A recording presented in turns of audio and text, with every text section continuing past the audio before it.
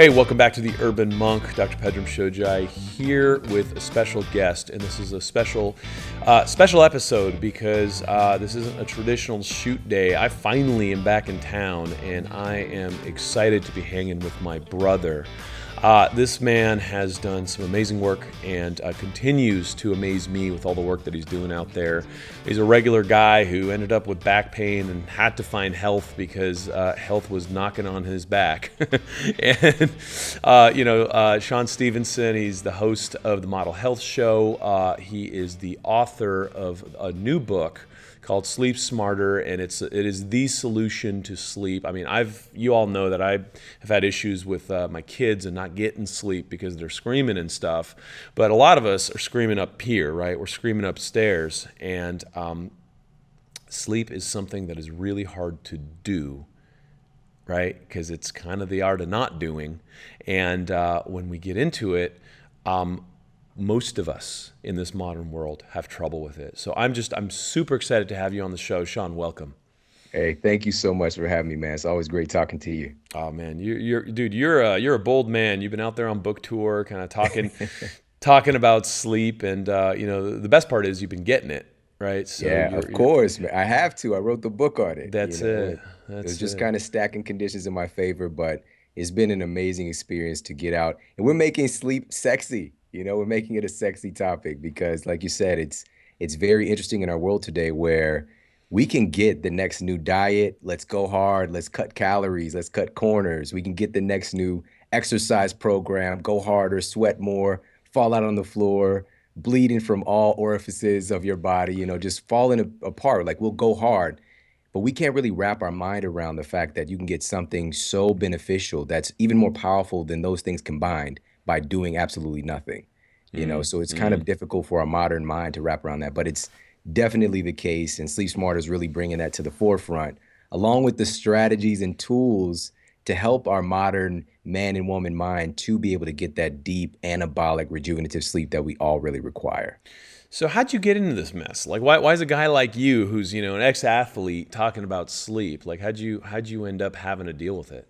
Oh man. So full disclosure, I kept Tylenol PM in business for a little while, man. When I was 15 was the first big kind of warning sign. And it's so crazy. I just seen some of the little clips. My son plays baseball and football in high school. And so he's watching the NFL combine and all this silly stuff. And the running backs, the wide receivers, defensive backs, 4.5, 40 times, 4.4, 40 times.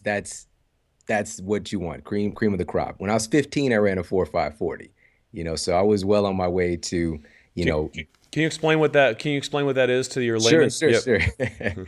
So it's a 4.5 second 40-yard dash. Actually, it was 4.53 for me. Um, and the 40 yards is, 40 yards. So Right. being able to sprint that time is pretty remarkable for a 15-year-old kid. But when track season rolled around, which is my favorite sport, I was doing a 200-meter time trial. And when I was coming off the curve onto that straightaway, my hip broke. All right, so Broke. literally, yes, I broke my hip from running. No impact, no trauma. The iliac crest, so the tip of my hip bone just broke off. I didn't know at the time. I thought maybe I pulled a muscle. And of course, being a hard-headed guy, you keep coming to practice for a couple of days before somebody forced you to go get it looked at. Yep. And so, it was a standard of care, ultrasound, muscle stem, take some anti-inflammatory, stay off the leg. But nobody stopped to ask, how did this 15-year-old kid break his hip? From nothing. And this is usually reserved for people who are much, much older.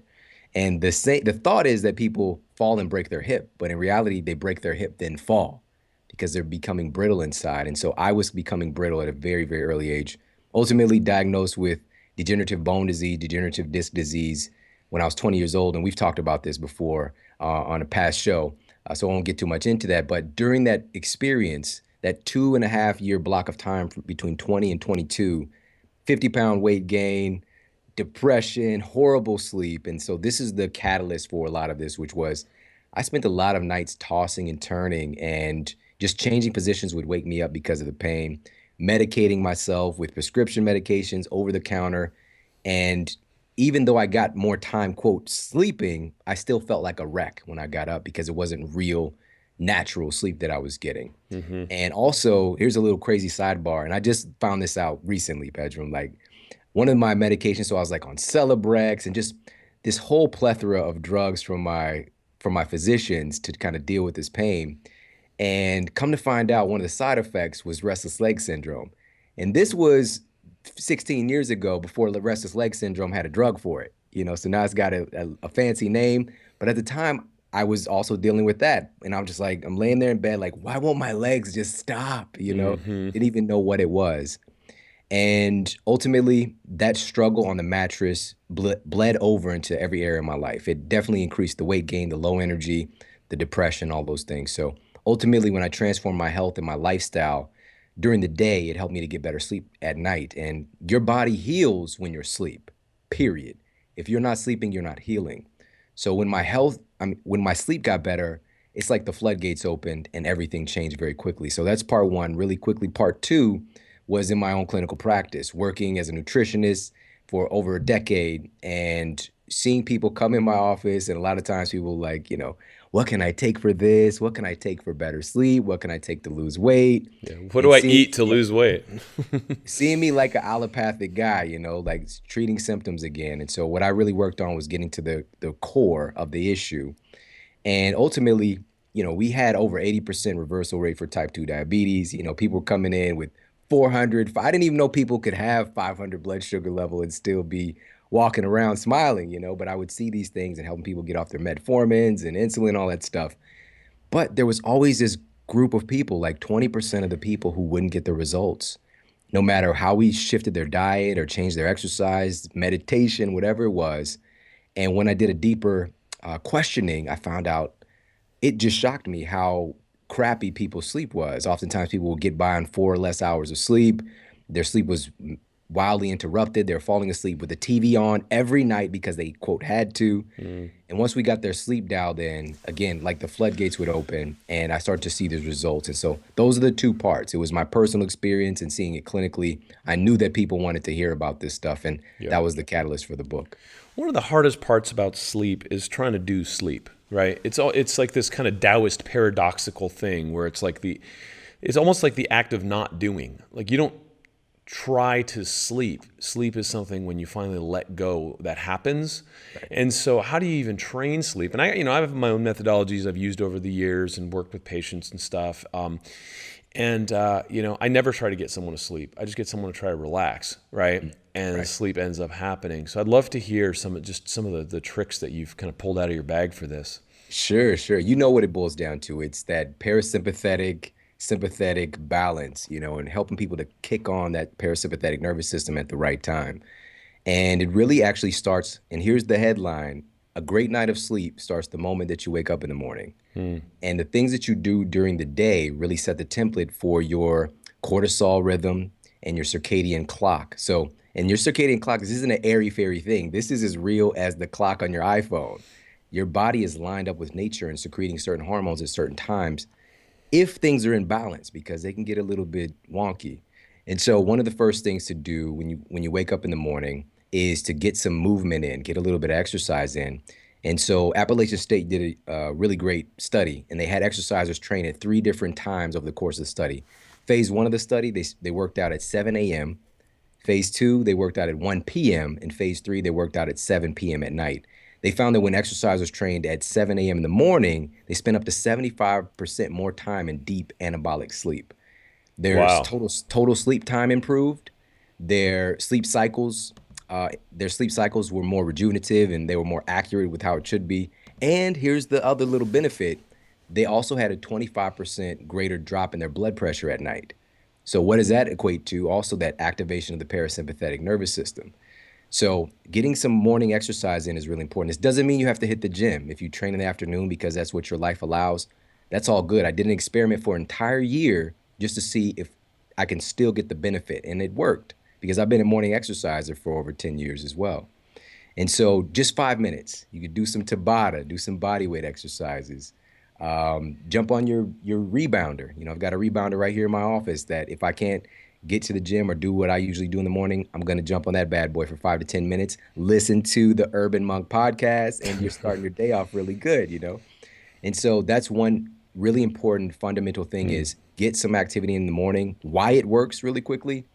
This helps to set your cortisol rhythm. your cortisol should be elevated at its peak between about 6 a.m. and 8 a.m. in the morning and gradually decline through the day. But some people are what we call clinically tired and wired, where their cortisol is too high in the evening and too low in the morning. This is why they're so tired when they wake up. So cortisol is not the bad guy. It's the timing of it and whether it's being produced in the right amounts. And so by getting that exercise in, you're instantly going to kick that cortisol to where it needs to be so that it can start its process of declining through the day. So that's one of the tips, but of course, there's so many more that we can get to. What's your take on caffeine? Oh man. So I'm a fan. I'm a fan of caffeine. Again, full disclosure. Guys got kids. I love the yerba mate. I love pu'er. I'm more of a tea connoisseur, but what the research shows is pretty shocking when it comes to sleep and caffeine. So there was a really interesting study done where they gave individuals caffeine literally right before they went to bed, 3 hours before they went to bed, and 6 hours before they went to bed. And even 6 hours out, they noticed a substantial disruption to their normal sleep cycle. And it actually equated to even having caffeine 6 hours before bed took away, even though they were anatomically laying down in their bed, they lost 1 hour of sleep. All right. So they're unconscious and they think that they got 8 hours of sleep, but it's really 7 because it disrupted their sleep cycle so much. And so we have to understand that caffeine is the most powerful, accessible, legal drug that we've got. Like Starbucks is the number one dealer. They're El Chapo out here. Big shoveling, time. It's just so amazing what's happening. But caffeine has had an affinity with the human body for a long time. And what it does is it basically, you have receptor sites for adenosine, which is for a long time in science, we thought it was just a waste product. But what it really is, when adenosine levels build up, it actually triggers your body to kind of nudge you to go to sleep once the levels get too high. But caffeine has this really interesting ability to fit into the receptor sites for adenosine. So your body's producing adenosine and you're physiologically tired, but your nervous system doesn't know it. Your brain doesn't know that you're tired. So you can kind of keep going. I hope that makes sense. So what we want to do is just give yourself a caffeine curfew because caffeine has a half-life of about 8 hours. So that means if you have 200 milligrams of caffeine, which is kind of a normal cup of coffee, after 8 hours, half of it's still active in your system, so 100 milligrams. So caffeine is really a nervous system stimulant. So your nervous system is lit up. Yep. And if that's happening, parasympathetic isn't happening. Yep. So I recommend just get your caffeine in the early part of the day, before noon, preferably, to give your body some time to process. Everybody's metabolism is a little different. 8 hours is an average. So some people are even more sensitive. They might need to kick back off of it overall. But for a lot of us, we can enjoy the benefits. I share some strategies in the book on how to cycle it, how to get more benefit, because we know that feeling like when you first have that first cup of coffee ever and you're like, yeah, this is what's happening right now. Yep. But over time, you start to lose that connection. Now you need 2 cups or 3 cups. And I've worked with patients who consume like 15 cups a day, yet again, wonder why they have sleeping problems. So give yourself a caffeine curfew, and that's really going to help a lot. Incredible. It is the drug of choice in our culture, and it's acceptable because we feel like it's going to help me stay productive, and you're only as good as how productive you are in our culture, apparently, right? But at the end of the day, and I deal with corporations all the time, right? Is the cost to society and the cost to the company and the cost to the person's health doesn't get factored in, right? It's like this externality that starts to show up 3, 5, 10 years later, where all of a sudden it's just like my hormones are messed up, I'm exhausted, I have adrenal fatigue and all these other things, and everyone's like, well, I don't understand why this is happening. It's just it's like the deficit spending on the front end is leading to it, and that's that's something we got to look at as a culture. Is I could probably get more done today, but I won't be around to enjoy my grandchildren later. And so what's the value of that? Yeah, you just said it, man. And there's this concept in our culture now, it's really kind of becoming popularized, which is sleep debt. And in reality, your body is very resilient for a short-term debt. It's just kind of like, Pedram, can you loan me $50? I'll give it back to you next week. That kind of thing for a small, a day or two, your body can clean up that metabolic mayhem that happens from not sleeping. But once we get into a week, 2 weeks, a month, years of sleep deprivation, That's like having a debt to, the big time boss loan shark. Yep. Cousin Vinny is gonna come knocking at your door, and you're not gonna make it. And so it got to understand that we got to stack the conditions in our favor to make this a part of our life, because we all know this. Sleep is a force multiplier. It makes everything in our life exponentially better or exponentially worse, depending on how we lie in that spectrum. When we're tired, our best friend looks like our worst enemy.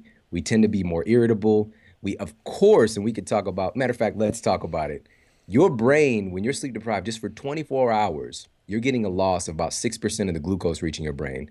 But that's not even equal within the brain. 14% of the glucose to your prefrontal cortex. So this is the more human part of your brain gets drained. So you're not getting food to the part of your brain that's responsible for your willpower, for your distinguishing between right and wrong, decision making, social control.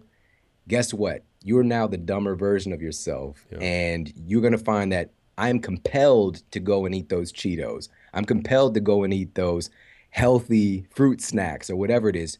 Your body's going to compel you to eat carbohydrates because, evolutionarily speaking, if you've got a drop in that much glucose in your brain, that can be a threat to your survival, because I might not be able to procure my food to avoid that danger, avoid that animal, that being able to avoid that rival tribe, those kind of things. It's only in the last, 100-ish years that things have really changed, and we have kind of civilization at this level where everybody's kind of cozy in our culture. The world was very, very much more volatile. And so your body, again, is going to compel you to get that glucose back to your brain to keep you sharp for survival. We don't want to get into this battle of your willpower versus your biology, Yeah. because ultimately your biology is going to win every time. Yeah. Yeah, and we all live in like a wartime economy, and that's no way to live. It's like you're constantly in that stress, and you're constantly trying to like get resources to the front lines, which are, it's also your moral reasoning upstairs. And that's, you see all these people walking around like assholes doing things that they shouldn't be doing. It's because they're not in their head, right? They're in their reactive, I need to get sugar now mode.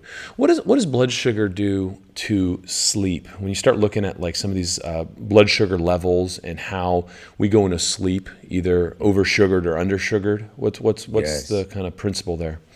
All right. So the first thing is, if we're eating, and here's the thing, why we like carbohydrates so much, we get a little bit of a serotonin hit from it. Like it makes us feel good. It makes us feel grounded. Serotonin is that kind of feel good neurotransmitter. It makes us feel okay. That's why ice cream is good late at night. Ice cream in the morning, not so much, but late at night, it just makes us feel grounded. I got my little fix. And so serotonin is a precursor for melatonin, which is the get good sleep hormone. So it can help you to sleep for sure. But if the carbohydrate level and we're talking about like the glycemic load, not the glycemic index per se, but the overall impact it has on your body and being able to balance that. If you eat that close to bedtime, and you're going to naturally get an increase in your insulin levels and basically a blood sugar spike. And if you fall asleep shortly thereafter, you can go hypoglycemic while you're sleeping, and it will definitely pull you out of your normal stages of sleep, period. You might not be conscious, but it's going to disrupt your sleep cycles. So we don't want to eat too many carbohydrates right before bed. If it was maybe 3 hours before bed, something like that, and that's when you get your kind of carb backloading done, and give your body time to balance out that blood sugar, it's going to be okay. But the bottom line, even with all of this stuff, just 24 hours of sleep deprivation can make you as insulin resistant as a type 2 diabetic. So you've got to be aware of that. And that dysregulation with insulin is one of the biggest catalysts. Insulin, let's just be straight about it, it's your body's number one fat storing hormone, really. And so if that hormone isn't functioning properly, you can start to have some really big problems. And this is the impact that sleep has on your appearance, your ability, your inability to lose weight. And there was there was so many studies that I had to sift through and put the most attractive ones into the book itself. But there was one done recently at the University of Chicago. And what they did was they put people on a diet, but they also sleep deprived them for the first part of the study period. So they're on this very strict diet, and they had them to get only 5.5 hours of sleep a night. All right. So that was phase one. Phase two of the study, same exact diet, but now they had them to get 8.5 hours of sleep. What ended up happening was when they shifted to getting 8.5 hours of sleep, just 3 more hours of sleep, they lost 55% more body fat on average. right? Yeah. They didn't cut more calories, they didn't exercise harder just by changing their sleep. 55% is a lot, It's you know? And that's so, a game changer. yeah, it's You know, what's funny is when I had my first kid, I didn't know what was, up or down. Like, we just had a real hard time getting sleep. And here I am doing everything right, eating right, trying to exercise, doing all the things that I'd done traditionally, and I'm putting on weight like crazy, right? And I'm like, what is this gluten? What is this? And, it's so easy yeah, to try to find the devil in everything now, right? It's like, what is this thing that's causing this? And, the elephant in the room was sleep the whole time. And I didn't really have a choice because, you're a parent and you're dealing with it. And as soon as the kids started sleeping, all of a sudden the weight started dropping off. And it was just like, duh, right there, right? Right there, right in front of you. yeah, always. And this is another, because weight loss and fat loss, that's more of a sexy topic. And once we can make that neurological association to sleep and weight loss, and the thing that's very interesting in our culture today, we're going to see a big shift over to paying attention to our sleep health. And I truly do feel this within the next 5 to 10 years, it's going to be one of the top topics of conversation.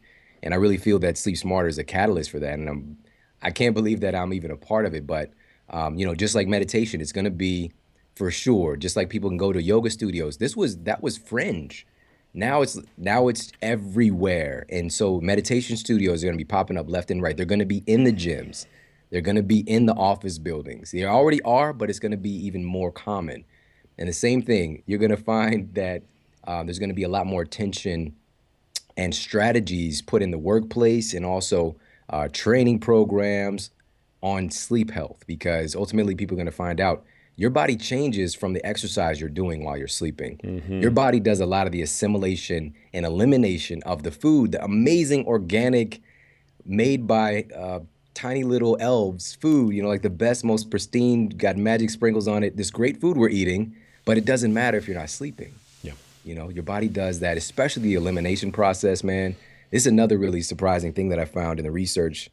So we have the lymphatic system, which is kind of our extracellular fluid, and we have 4 times more lymph than we have blood, right? So it's a lot of us, and it's kind of like your cellular waste management system. And the issue, though, is that your brain, we have the blood-brain barrier. And your brain, it doesn't directly connect with the lymphatic system like we would think. Your brain actually has its own lymphatic system, and it's run by the glial cells, so it's called the glymphatic system. And what's been discovered is that this system for getting rid of metabolic waste, that your brain is building up like millions of processes a minute, and there's a lot of waste that needs to be eliminated to make room for new cells and functions. And so what they discovered was that the glymphatic system is 60% more active when you're asleep, right? So that real detoxification, rejuvenation of your brain happens while you're sleeping. As a matter of fact, your brain cells shrink also while you're sleeping as well. To make I'm room for sorry. the detox. Well, yeah, Yeah, I it's meant to weird say it's plumbing up actually there.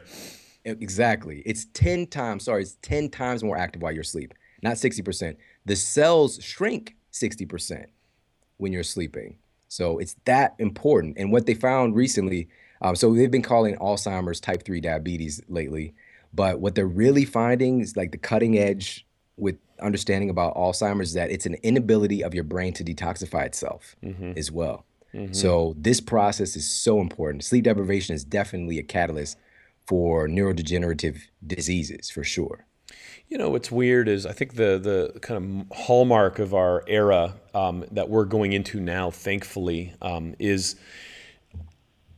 I think the new motto should be "Don't be an idiot," right? Because what's happened is we've allowed the tabloids to sensationalize health, and just it's like you tell me and look, you just came off a book tour, you've done enough of these magazine interviews where you're like you got smart shit to say, and they're like, okay, give me the 3 things I could do right now to improve my sleep, sex, and get taller, and you're like, I don't know if that's how that works, right? But it's just the way the industry goes, right? And you always have Right. to like kind of fire off the newest and latest and greatest. And let's face it, sleep is kind of boring, right? Like, who the hell wants to talk about sleep? It's like, I want to have a 6-pack. I want to be out there. I want to be making more money. I want to be popping champagne off some yacht. And I want, plenty of like ladies in my bed, right? It's like, that's not reality. That's TV reality. And reality is get yourself down for a good night's sleep so tomorrow could be a winning day. Tomorrow could be a day Yes. that you make better decisions. And so, just it seems like common sense to me, but common sense isn't the way of the health industry. Oh man, you said it so perfectly. It's we have to understand too always that it's a multi-billion dollar industry. We're talking about the diet and exercise game.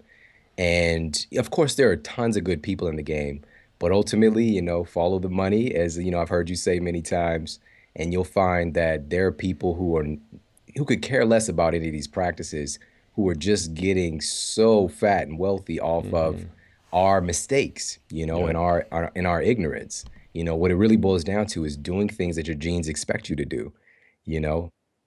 And so sleep is actually one of the foremost things. And there was some research, was it current current neurology and neurobiology, I believe, was a journal, but they found that sleep has a huge impact on your circadian rhythms, right? I'm sorry, your DNA, which is influenced by your circadian rhythm. So your sleep quality is literally determining what kind of copies are getting printed out of you. And so we're talking about at that epigenetic level of determining whether or not genes for disease are getting expressed or genes for, you know, sexiness and popping bottles off the yacht are showing up. And so it's really, we have this power in our hands and it's just doing something that our genes expect us to do. Our genes literally expect us to sleep. If it wasn't a necessity, we would have evolved out of it, eons ago. But this is what actually gives us a huge kind of competitive advantage as a species is there's so much going on upstairs that it needs to be honed and it needs to be processed during sleep. And this is one of the big processes is during REM sleep is we have this thing is called memory processing where we're converting our experiences. So everybody that's learning right now, this gets converted into your short-term memory during sleep for the most part. But if you're not sleeping, and this is also why, the whole thing with drinking alcohol, we don't remember what happened sometimes, it's because alcohol disrupts your REM sleep, and you can end up with a tattoo on your face like that movie, if you go too far with alcohol, because it's really about processing the data you're taking in. And so this is just, there's not one single angle that this isn't important for or doesn't have a huge impact on, for Yeah. sure.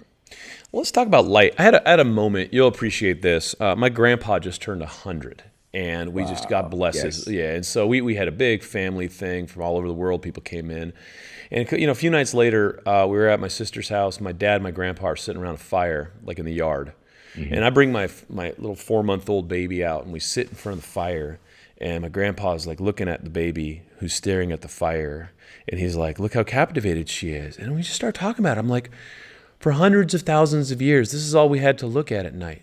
Yes. Each other's faces across a warm glow of fire.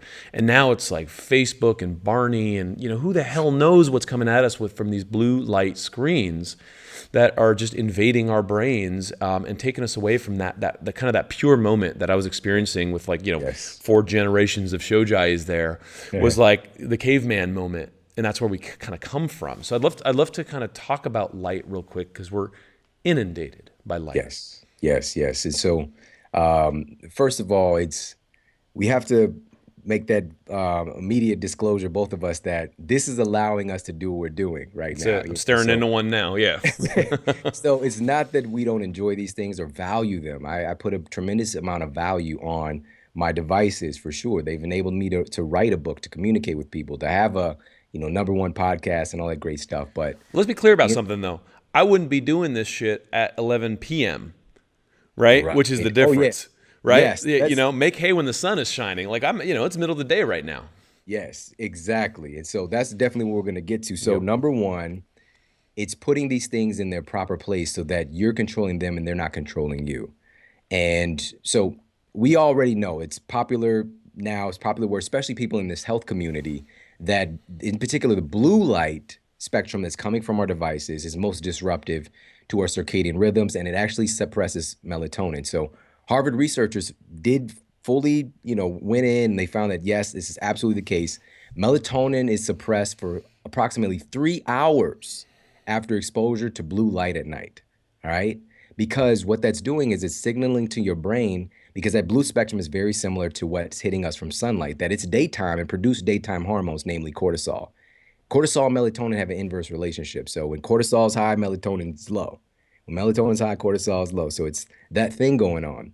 So automatically, when cortisol is getting secreted because you're staring at Instagram, at 11 o'clock at night, like I need to get to bed, you can anatomically be laying down on a mattress and unconscious, but your sleep cycles are not online. All right, if melatonin's suppressed. What they also discovered was that not all light affects us the same way. All right, so they found that blue light was 2 times more suppressive to melatonin and disrupting sleep cycles than green light was. Mm-hmm. And they found that red light in particular was the least impactful to your melatonin at all. Matter of fact, it was negligible. And what color historically have we been exposed to at night? That reddish orange hue of fire. All right, so there's a little tip right there. If you want to get sexy, light some candles at night, maybe even get a red light bulb for your bedroom or something like that. So you could do a little reading, whatever. Just even changing the light spectrum, our association with light can be very helpful. But what we want to do ultimately is give yourself a screen curfew. I recommend, as I already mentioned, is 3 hours is a suppression time, but that also depends on what you're doing with the light. So the iPhone, I don't know if you know about this yet, the new update has this brand new feature because this is becoming so strong in our culture, and it's called Night Shift. It's on all iPhones now, all right, all of the new iPhones. And this pulls out the most troublesome spectrum of light that suppresses your melatonin, that blue light. It kind of cools off your screen. You can get that on your iPhone. The apps for Androids are really sketchy. I've experimented with so many of them. Mm-hmm. But for laptop and desktop, they're phenomenal. Flux, F.lux, fantastic. Everybody should download that. It's super easy to Yeah, install. that's And one I it does use. it. It's great. It's great. It's based on your time zone and also the time of year. It knows what to do. But also, of course, we've got the orange tinted kind of deep, dark orange shades that you can wear at night, some glasses for everything else. If you're just hanging out, if you're making food, you're doing food prep for the week or whatever it is, you're playing game night with your family. If you are watching a little TV, you definitely should be wearing these glasses. And again, proven to help your body to produce optimal levels of melatonin at night. But the ideal thing is do those things, but also give yourself a 90-minute curfew. That's all I'm asking is 90 Mm-hmm. minutes. And I did a talk recently, and this was for a major bank, right? And so one of the biggest chain banks in the country is their corporate employees. And so we're kicking it. We're having a great time, a lot of laughs. They're learning stuff. They brought me in for performance, to do a performance talk. And of course, sleep is one of those issues. And so I asked everybody. Now, again, everybody's highly engaged. But at this point, I'm like, okay, guys, so what are we going to do in this 90-minute period before bed? And it was crickets. Yep. Like all these adults, all these grown-ups had no idea what Man, else to do come because on. And they fantasize about it all day. They just can't put the dots together, right? yes. Oh my goodness. We're addicted. And so one brave woman over to my left put her hand up, like kind of like a little like, Meek. and she was like, read a book? And she like put a question mark on the end of it, not Yeah, a statement. I'm like, yes, you could read a book. And then another lady said, talk to your spouse? Again with a question mark. But I was like, yes, you can actually talk to a real person, go totally, figure. The totally. issue is we have to do something that's of greater or equal value to our connection with the devices. And I actually broke down in the book, and I had to because this is the low-hanging fruit is the exercise one to get better sleep. The highest one to get to, the most difficult one is the screen curfew. Yeah. And so why this is so strong. And so awareness trumps everything, as you know, and especially you guys that are tuned into the Urban Monk podcast, you know this. So what's going on in my brain that makes this so seductive to me is that there's this really powerful compound your body produces called dopamine. And it was thought for a long time that dopamine was about satisfaction in some kind of weird way, but it's actually about seeking. Dopamine drives you to seek. So, internet's perfect for that because you've Mm-hmm. got infinite seeking right there. But Mm-hmm. it would be pointless and you'd go insane if you didn't find because the seeking and then the finding, you get a little opioid Reward. hit. Yep. All right. So you get a little slow drip from morphine basically in your system whenever you find something. Again, internet's perfect for that. Instagram, scroll, seek, find, seek, find, seek, Mm-hmm. find. Facebook, same thing. And you start to create this chemical loop, this slow drip of really powerful drugs in your system that makes you just so attached to it. And all of us have had this happen where we're like, I'll just check Twitter for a minute. I'll Yep. just check Instagram for a minute. 30 minutes later, same thing. And you're just like, what the? oh, I gotta go, you know. What happened? You got caught up in the internet black hole. And so to try to just go cold turkey, like, okay, I'm gonna do what Shawn recommended. I'm gonna rock it out with Sleep Smarter.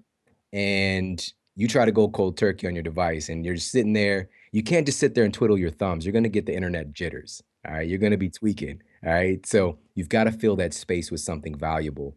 Have sex, hang out with your friends and family, do game night with your family, and like make some bets. Like, I don't know, Go look you at the gotta have moon. some. It's out there.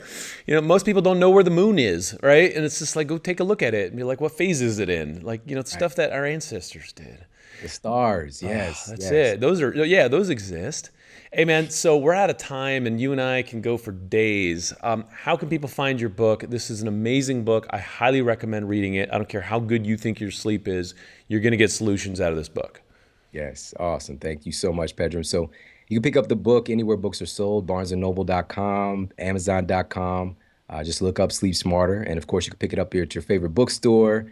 And also, we've got a couple of little bonuses at sleepsmarterbook.com if you want to order through there.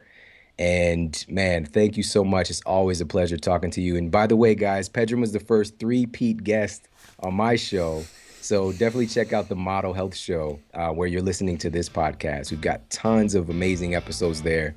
And I appreciate you so much, man. You're one of my favorite people on the planet. So thank you. Love you, brother. Yeah, and I highly, highly recommend checking out that show. And you and Jade, you rock it. It's a really, really good, fun listen. And you always get me laughing out loud, so it's good. All right, guys, Dr. Pedram here, the Urban Monk, Shawn Stevenson. Check it out. Amazon, Barnes & Noble, anywhere books are sold. Sleep smarter and take care of yourself. I'll see you next time.